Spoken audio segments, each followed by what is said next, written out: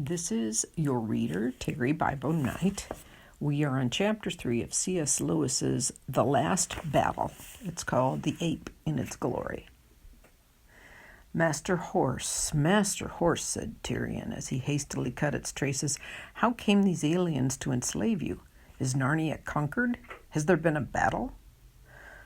No, sire, panted the horse. Aslan is here. It is all by his orders. He's commanded... Where? Danger King, said Jewel. Tirian looked up and saw that Calormenes, mixed with a few talking beasts, were beginning to run towards them from every direction. The two dead men had died without a cry, and so it had taken a moment before the rest of the crowd knew what had happened. But now they did. Most of them had naked scimitars in their hands. Quick, on my back, said Jewel. The king flung himself astride of his old friend, who turned and galloped away. He changed direction twice or thrice as soon as they were out of sight of their enemies, crossed a stream, and shouted without slackening his pace, "Whither away, sire? To Cair Paravel?" "Hold hard, friend," said Tirian. "Let me off." He slid off the unicorn's back and faced him. "Jewel," said the king, "we have done a dreadful deed." "We were sorely provoked," said Jewel. "But to leap on them unawares without defying them while they were unarmed, we are two murderers, Jewel. I am dishonored forever." Jewel drooped his head. He too was ashamed. "And then," said the king, "the horse said it was by Aslan's orders. The rat said the same. They all say Aslan is here, but if it were true... But, sire, how could Aslan be commanding such dreadful things?" "He is not a tame lion," said Tirian. "How should we know what he would do, we who are murderers? Jewel, I will go back. I will give up my sword and put myself in the hands of these Calormenes and ask that they bring me before Aslan. Let him do justice to me." "You will go to your death, then," said Jewel. "Do you think I care if Aslan dooms me to death?" said the king. "That would be nothing at all. Would it not be better to be dead than to have this horrible fear that Aslan has come and is not like the Aslan we've believed in and longed for? It is as if the sun rose one day and were a black sun." "I know," said Jewel. "Or as if you drank water and it were dry water." "You're in the right, sire. This is the end of all things. Let us go and give ourselves up." "There is no need for both of us to go." "If ever we loved one another, let me go with you now," said the unicorn. "If you are dead, and if Aslan's not Aslan, what life is left for me?" They turned and walked back together, shedding bitter tears. As soon as they came to the place where the work was going on, the Calormenes raised a cry and came toward them with their weapons in hand. But the king held out his sword with the hilt towards them and said, "I, who was king of Narnia, and am now a dishonored knight, give myself up to the justice of Aslan. Bring me before him." "And I give myself up too," said Jewel. Then the dark men came around them in a thick crowd, smelling of garlic and onions, their white eyes flashing dreadfully in their brown faces. They put a rope halter around Jewel's neck. They took the king's sword away and tied his hands behind his back. One of the Calormenes, who had a helmet instead of a turban and seemed to be in command, snatched the gold circlet off Tirian's head and hastily put it away somewhere among his clothes. They led the two prisoners uphill to a place where there was a big clearing, and this was what the prisoners saw. At the center of the clearing, which was also the highest point of the hill, there was a little hut like a stable with a thatched roof. Its door was shut. On the grass in front of the door there sat an ape. Tirian and Jewel, who had been expecting to see Aslan and had heard nothing about an ape yet, were very bewildered when they saw it. The ape was, of course, Shift himself, but he looked 10 times uglier than when he'd lived by Cauldron Pool, for now he was dressed up. He was wearing a scarlet jacket which did not fit him very well, having been made for a dwarf. He had jeweled slippers on his hind paws, which would not stay on properly because, as you know, the hind paws of an ape are really like hands. He wore what seemed to be a paper crown on his head. There was a great pile of nuts beside him, and he kept cracking nuts with his jaws and spitting out the shells. And he also kept on pulling up the scarlet jacket to scratch himself. A great number of talking beasts stood facing him, and nearly every face in that crowd looked miserably worried and bewildered. When they saw who the prisoners were, they all groaned and whimpered. O Lord Shift, mouthpiece of Aslan, said the chief Calormene, we bring you prisoners. By our skill and courage, and by the permission of the great god Tash, we have taken alive these two desperate murderers. Give me that man's sword, said the ape. So they took the king's sword and handed it, with the sword belt and all, to the monkey, and he hung it round his own neck, and it made him look sillier than ever. We'll see about those two later, said the ape, spitting out a shell in the direction of the two prisoners. I got some other business first. They can wait. Now listen to me, everyone. The first thing I want to say is about nuts. Where's that head squirrel got to? Here, sir, said a red squirrel, coming forward and making a nervous little bow. Oh, you are you? Said the ape with a nasty look. Now attend to me. Aslan wants some more nuts. These you've brought aren't anything near enough. You must bring some more, do you hear? Twice as many. And they got to be here by sunset tomorrow, and there mustn't be any bad ones or any small ones among them. A murmur of dismay ran through the other squirrels, and the head squirrel plucked up courage to say, Please, would Aslan himself speak to us about it, if we might be allowed to see him? Well, you won't, said the ape. He may be very kind, though it's a lot more than most of you deserve, and come out for a few minutes tonight. Then you can all have a look at him, but he will not have you all crowding round about him and pestering him with questions. Anything you want to say to him will be passed on through me, if I think it's worth bothering him about. In the meantime, all you squirrels had better go and see about the nuts, and make sure they're here by tomorrow evening, or my word, you'll catch it. The poor squirrels all scampered away as if a dog were after them. This new order was terrible news for them. The nuts they had carefully hoarded for the winter had nearly all been eaten by now, and of the few that were left, they'd already given the ape far more than they could spare. Then a deep voice, it belonged to a great tusked and shaggy boar, spoke from another part of the crowd. But why can't we see Aslan properly and talk to him? It said. When he used to appear in Narnia in the old days, everyone could talk to him face to face. Don't you believe it, said the ape, and even if it was true, times have changed. Aslan says he's been far too soft with you before, do you see? Well, he isn't going to be soft anymore. He's going to lick you into shape this time. He'll teach you to think he's a tame lion. A low moaning and whimpering was heard among the beasts, and after that a dead silence, which was more miserable still. And now there's another thing you got to learn, said the ape. I hear some of you are saying I'm an ape. Well, I'm not. I'm a man. If I look like an ape, that's because I'm so very old, hundreds and hundreds of years old, and it's because I'm so old that I'm so wise, and it's because I'm so wise that I'm the only one Aslan is ever going to speak to. He can't be bothered talking to a lot of stupid animals. He'll tell me what you got to do, and I'll tell the rest of you. And take my advice and see to it you do it in double quick time, for he doesn't mean to stand any nonsense. There was a dead silence, except for the noise of a very young badger crying and its mother trying to make it keep quiet. And now here's another thing, the ape went on, fitting a fresh nut into its cheek. I hear some of the horses are saying, let's hurry up and get this job of carting timber over as quickly as we can, and then we'll be free again. Well, you could get that idea of your heads at once. And not only horses, either. Everybody who can work is going to be made to work in the future. Aslan has it all settled with the king of the Calormen, the Tizrock, as our dark-faced friends, the Calormenes, call him. All you horses and bulls and donkeys are to be sent down to Calormen to work for your living, pulling and carrying the way horses and such do in other countries. And all you digging animals, like moles and rabbits and dwarfs, are going down to work in the Tizrock's mines. And No, howled the beast. It can't be true. Aslan would never sell us into slavery to the king of Calormen. None of that. Hold your noise, said the ape with a snarl. Who said anything about slavery? You won't be slaves. You'll be paid, and very good wages, too. That is to say, your pay will be paid into Aslan's treasury, and he will use it all for everybody's good. Then he glanced and almost winked at the chief Calormene. The Calormene bowed and replied in the pompous Calormene way. Most sapient mouthpiece of Aslan, the Tizrock, may he live forever, is wholly of one mind with your lordship in this judicious plan. There, you see, said the ape, it's all arranged, and all for your own good. We'll be able, with the money you earn, to make Narnia a country worth living in.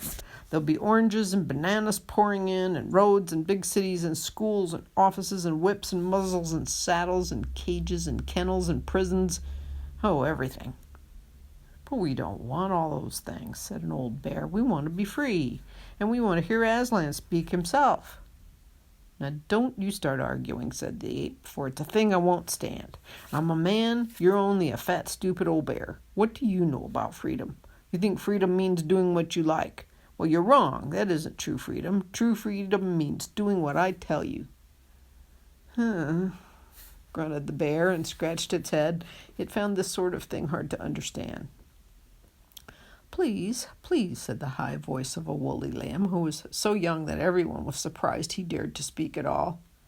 What is it now? Said the ape. Be quick. Please, said the lamb, I can't understand. What have we to do with the Calormenes? We belong to Aslan. They belong to Tash. They have a god called Tash. They say he has 4 arms and the head of a vulture, and they kill men on his altar. I don't believe there's any such person as Tash, but if there was, how could Aslan be friends with him? All the animals cocked their heads sideways, and all their bright eyes flashed toward the ape. They knew it was the best question anyone had asked yet. The ape jumped up and spat at the lamb. Baby, he hissed, silly little bleater, go home to your mother and drink milk. What do you understand of such things? But you others, listen.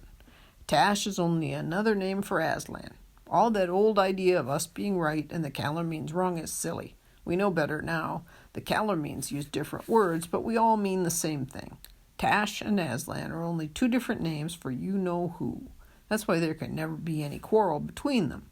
Get that into your heads, you stupid brutes. Tash is Aslan, Aslan is Tash. You know how sad your own dog's face can look sometimes. Think of that, and think of all the faces of those talking beasts, all those honest, humble, bewildered birds, bears, badgers, rabbits, moles, and mice, all far sadder than that. Every tail was down, every whisker dropped. It would have broken your heart with very pity to see their faces. There was only one who did not look at all unhappy.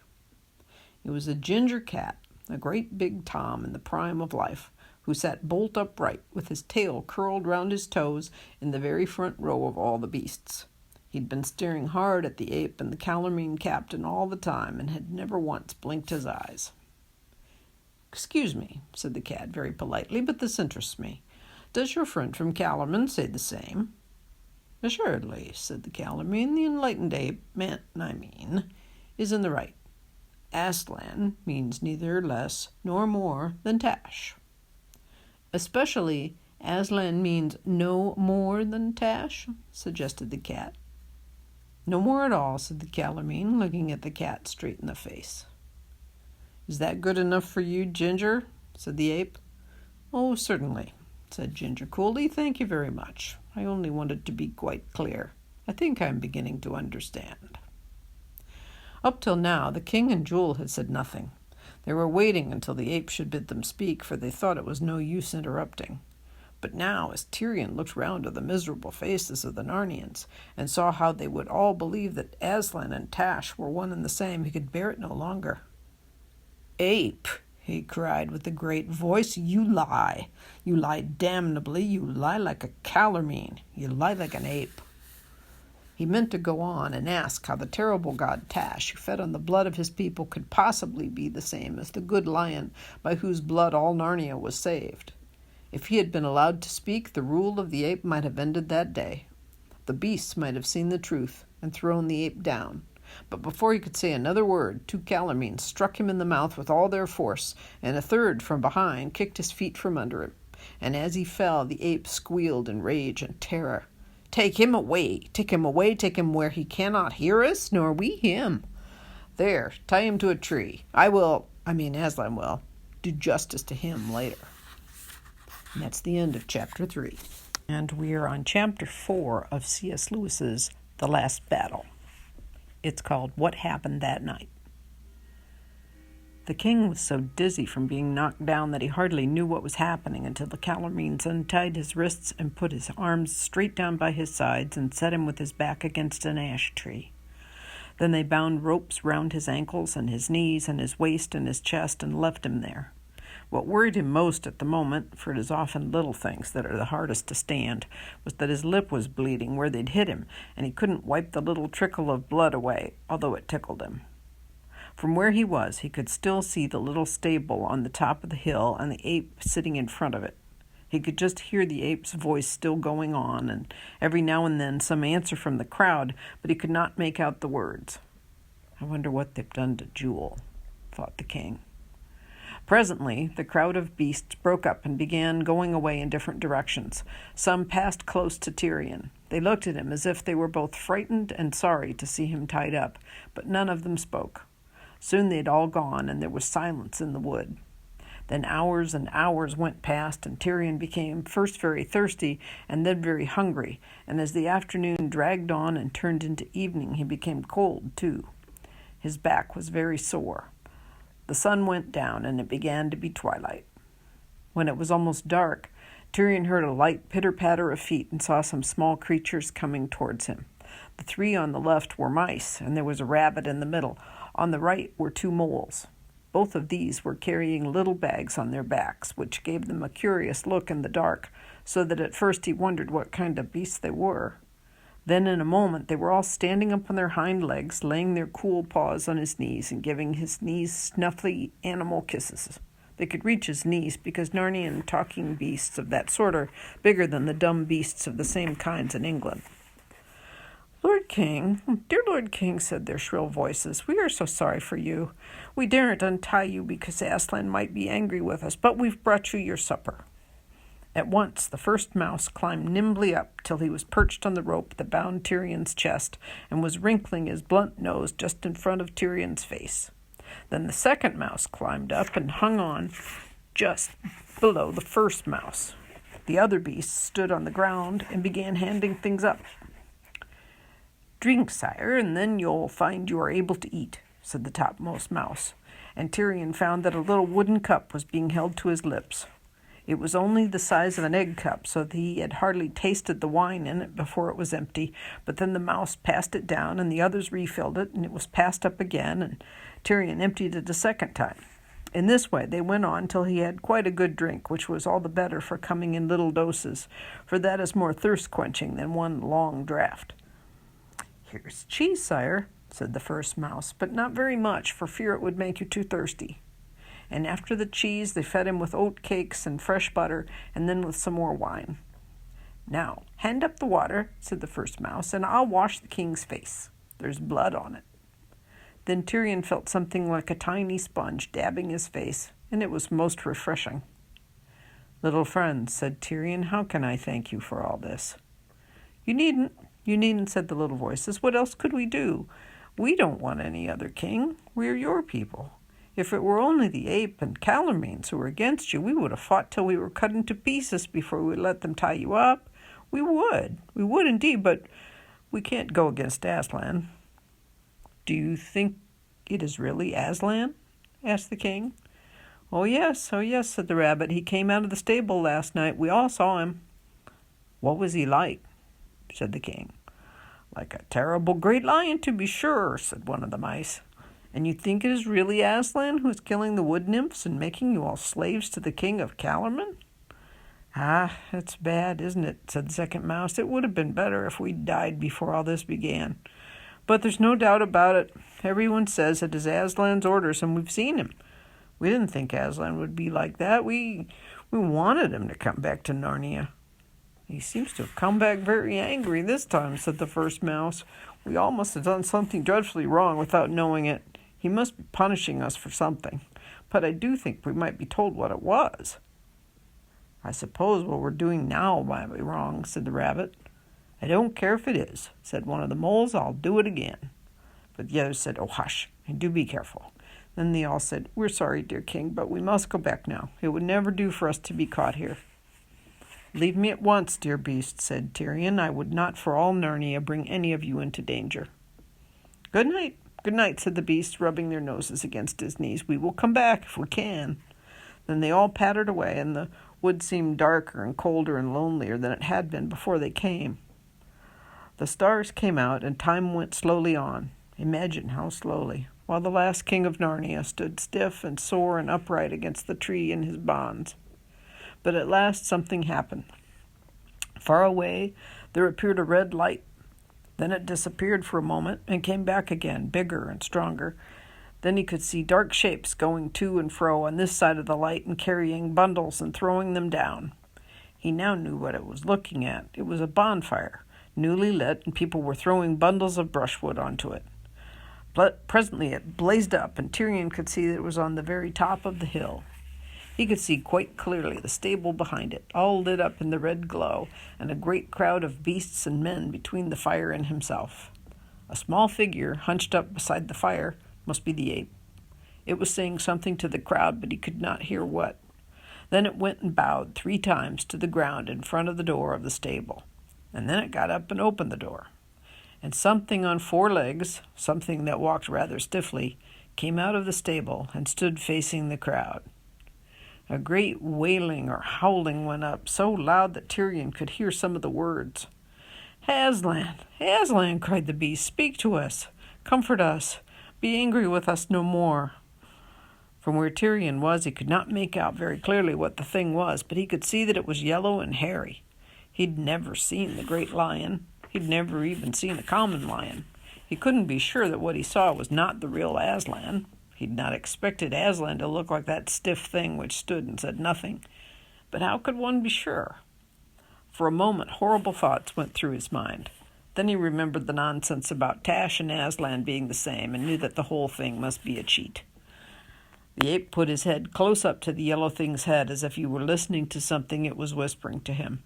Then he turned and spoke to the crowd, and the crowd wailed again. Then the yellow thing turned clumsily round and walked, you might almost say waddled, back into the stable, and the ape shut the door behind it. After that, the fire must have been put out, for the light vanished quite suddenly, and Tirian was once more alone with the cold and the darkness. He thought of other kings who had lived and died in Narnia in old times, and it seemed to him that none of them had ever been so unlucky as himself. He thought of his great-grandfather's great-grandfather, King Rilian, who'd been stolen away by a witch when he was only a young prince, and kept hidden for years in the dark caves beneath the land of the northern giants. But then it had all come right in the end, for 2 mysterious children had suddenly appeared from the land beyond the world's end and had rescued him, so that he came home to Narnia and had a long and prosperous reign. "It's not like that with me," said Tirian to himself. Then he went further back and thought about Rilian's father, Caspian the Seafarer, whose wicked uncle, King Miraz, had tried to murder him, and how Caspian fled away into the woods and lived among the dwarfs. But that story, too, had all come right in the end, for Caspian had also been helped by the children, only there were 4 of them that time, who came from somewhere beyond the world and fought a great battle and set him on his father's throne. But it was all long ago, said Tirian to himself. That sort of thing doesn't happen now. And then he remembered, for he'd always been good at history when he was a boy, how those same 4 children who had helped Caspian had been in the Narnia over 1,000 years before, and it was then that they'd defeated the terrible White Witch and ended the 100 years of winter, and after that they had reigned, all 4 of them together at Cair Paravel, till they were no longer children but great kings and lovely queens, and their reign had been the golden age of Narnia. And Aslan had come into that story a lot. He'd come into all the other stories too, as Tirian now remembered. Aslan and children from another world, thought Tirian. They've always come in when things were at their worst. If only they could come now. And he called out, "Aslan, Aslan, Aslan, come and help us now." But the darkness and the cold and the quietness went on just the same. "Let me be killed," cried the king. "I ask nothing for myself, but come and save all Narnia." Still, there was no change in the night or the wood, but there began to be a kind of change inside Tirian. Without knowing why, he began to feel a faint hope, and he felt somehow stronger. "Oh, Aslan, Aslan," he whispered, "if you will not come yourself, at least send me the helpers from beyond the world. Or let me call them. Let my voice carry beyond the world." And then, hardly knowing what he was doing, he suddenly cried out in a great voice, "Children, children, friends of Narnia, quick, come to me. Across the worlds I call you. I, Tirian, King of Narnia, Lord of Cair Paravel, and Emperor of the Lone Islands." and immediately he was plunged into a dream, if it was a dream, more vivid than any he had had in his life. He seemed to be standing in a lighted room where 7 people sat round a table. It looked as if they had just finished their meal. 2 of these people were very old, an old man with a white beard and an old woman with wise, merry, twinkling eyes. He who sat at the right hand of the old man was hardly full grown, certainly younger than Tirian himself, but his face had already the look of a king and a warrior, and you could almost say the same of the other youth who sat at the right hand of the old woman. Facing Tirian across the table sat a fair-haired girl, younger than either of these, and on either side of her a boy and a girl who were younger still.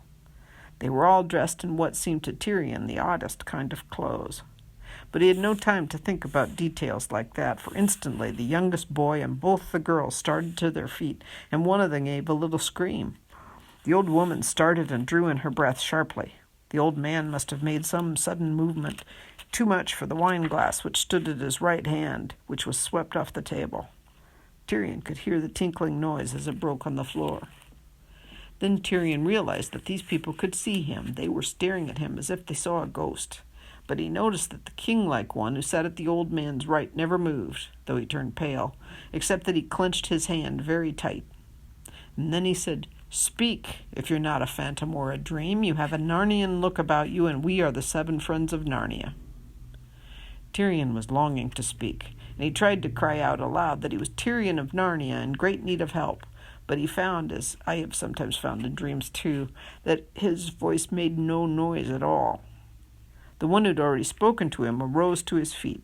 "Shadow, or spirit, or whatever you are," he said, fixing his eyes full upon Tirian, "if you are from Narnia, I charge you in the name of Aslan, speak to me. I am Peter, the High King."